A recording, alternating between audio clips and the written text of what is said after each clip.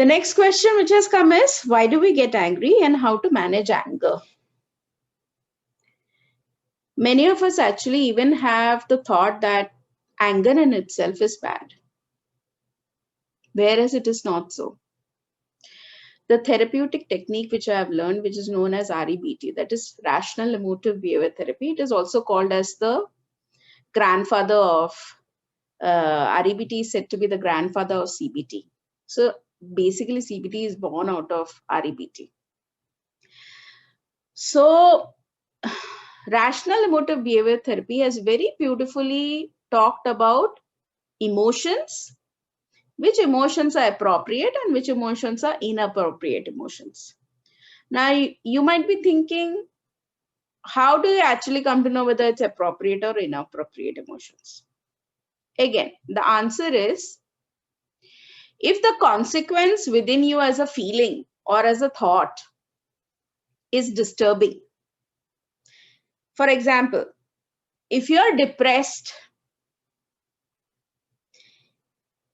by someone's death, and some people are sad due to someone's death, these two are two different emotions. The depth is different in these two. The intensity is different in these two. How? Sadness is, of course, something which is felt when we lose something, when we have a loss in our life. Now, depression is something of a whole lot different level, where we are reliving a past, where we are reliving something which has already passed away, which is a moment which is no longer there. So the longer we relive it, that's what is said to be depression as an emotion. So here we easily know what is an inappropriate emotion and an appropriate one. Appropriate one is sadness, inappropriate one is depression. Now, similarly, let me just explain to you about anger. There is an appropriate anger, by the way, and it is called as non-damning anger. And the inappropriate anger is called as damning anger. So here the word damning doesn't mean only curses and abusive language.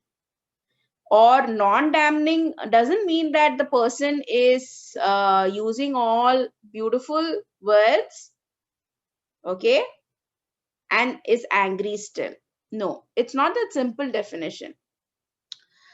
Non-damning anger means a person feels angry because there is a situation which has happened. For example, if in a crowd you just get stamped by someone, and that also actually deliberately stamped, and you know that, and it's not once, twice, thrice, would you be at peace actually?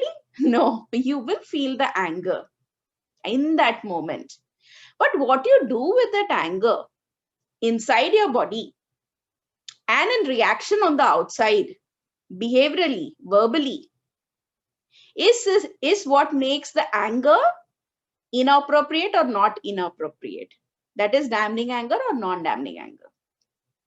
So of course you will get angry when you're stamped on once, twice, thrice by someone. Okay, your foot is stamped on, it pains. Of course you will be irritated and angry. But if you keep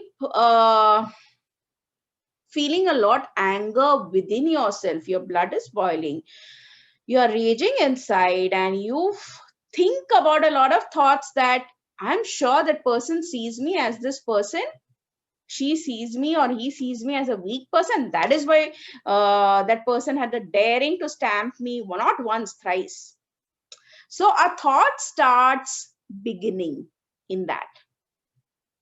Now here is where, if a trail of thoughts continues, it automatically converts a non-damning anger to a damning anger, where you just make your inner selves restless, and then you throw that restlessness out in the environment.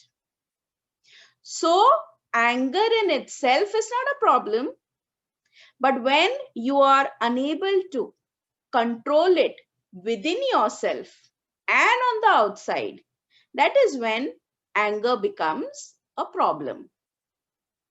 And so appropriate emotion is non-damning anger, and inappropriate emotion is damning anger. Now, again, do not mistake this as, oh, if I keep quiet, if I just bite my tongue, I have controlled my anger. That is why I kept saying, when internally also you are calmer, when it has not affected your internal self as well, that means you have been able to control your anger.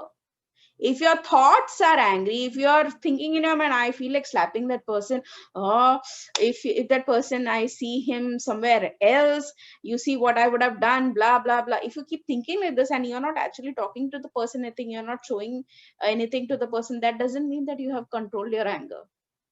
Control doesn't mean only on the outside, it also means inside you.